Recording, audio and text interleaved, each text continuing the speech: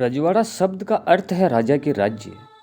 राजस्थान में स्वतंत्रता से पहले राजाओं के रजवाड़े थे, यानी साफ शब्दों में कहा जाए तो राजाओं के राज्य राजस्थान में रियासतों के रूप में बने हुए थे। राजस्थान की सर्वाधिक रियासतों पर राजपूत शासकों का शासन था, इसीलिए राजस्थान को राजपूताना भी कहते हैं। अंग्रेजों के शासन के समय भी राजस्थान में 19 रियासतें थीं। इन रियासतों पर राजपूत राजाओं का राज था।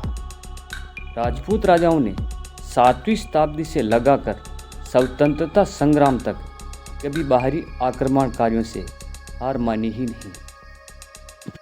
राजस्थान में छोटे छोटे बहुत सी रियासतें थीं जो एक दूसरे से लड़ती रहती थी। वहाँ का लड़ना ही उनका पर्याय और धंधा बन गया। लड़ाई के काम में तो ये लोग वीर कहलाएंगे ही।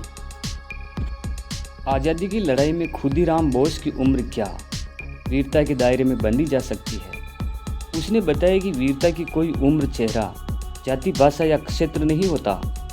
वीर शिवाजी के दुस्साहस को क्या मुगल सल्तनत नाप सकी थी, जिसके आगे सारा राजपूताना नतमस्तक हो। उनके एक एक मराठा सेना नायक के एक एक दिन में 700 मुगलों सैनिकों के शीश काटकर तुलजा भवानी को अर्पित किए थे। मंगल पांडे की बागी पूर्वांचली चेहरा किसी वीरता का मोहताज नहीं है, जिसने 1857 के गदर की चिंगारी को दावानल बनाया था।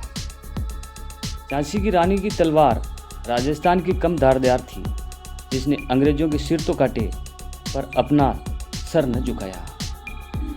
बिरसा मुंडा को लोग देवता मानते थे, क्योंकि फिरंगी ताकत के खिलाफ झंडा बुलंद किया था, पर वो तो किसी राज रियासत का रजवाड़ा नहीं था। कानू सिद्ध नामक झारखंड के 2 भाइयों ने अंग्रेजी राज को चुनौती दी थी। वो किसी राजस्थानी वीरता का कमतर ज्ञानी माना जाएगा।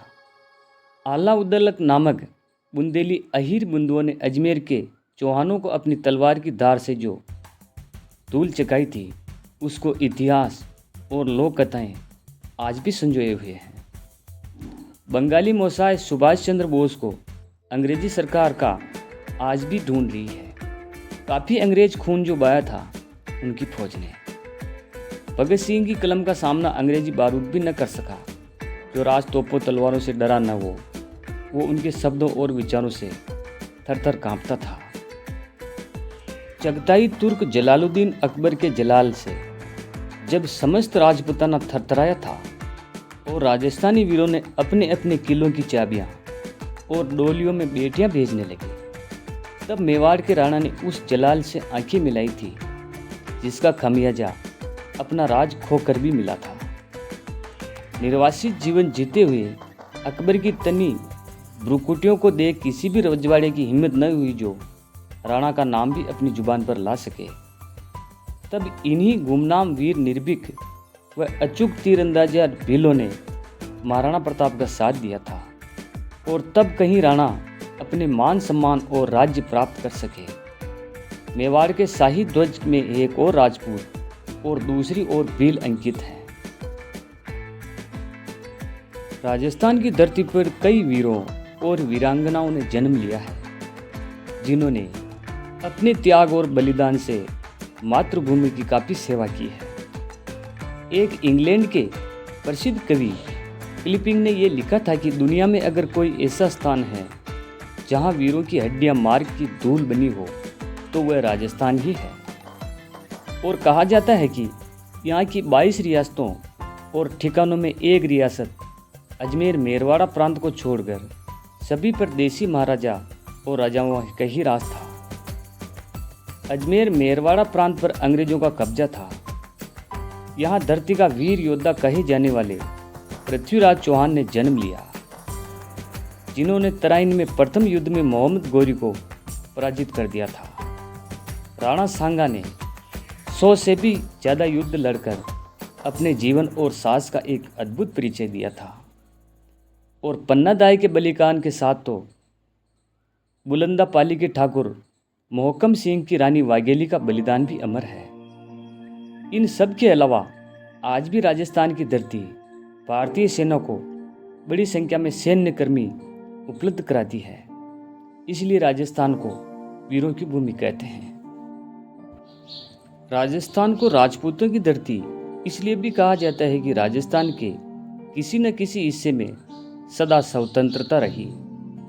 इतिहास में कोई भी ऐसा समय नहीं आया जो कि राजस्थान के सारे हिस्से गुलाम हो गए हो, फिर चाहे मुगल हो या सुल्तान या अफगान या फिर कोई, सबको छट्टी का दूध पिलाता रहा।